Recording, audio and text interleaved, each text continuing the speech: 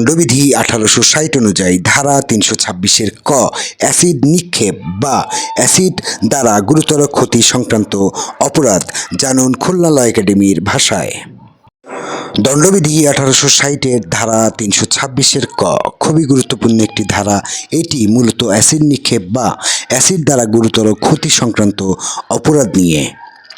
ধারা 26-এর ক কি বলে? যদি কোনো ব্যক্তি ইচ্ছাকৃতভাবে কারোর উপর অ্যাসিড নিক্ষেপ করে বা অ্যাসিড ব্যবহার করে এমন ক্ষতি করে যার ফলে স্থায়ী বিকৃতি, অঙ্গহানি, অন্ধত্ব, গুরুতর শারীরিক ক্ষতি ঘটে, তাহলে এটি এই ধারার অধীন শাস্তিযোগ্য অপরাধ। গুরুত্বপূর্ণ দিক: এটি একটি অত্যন্ত গুরুতর ও অজামিনযোগ্য অপরাধ। অ্যাসিড হামলা মানবিক ও সামাজিকভাবে জঘন্য অপরাধ হিসেবে বিবেচিত। শাস্তি: মৃত্যুদণ্ড অথবা যাবজ্জীবন কারাদণ্ড এবং অর্থদণ্ড। ভিডিওটি সম্পর্কে আপনাদের মূল্যবান মন্তব্য রাখুন। ধন্যবাদ।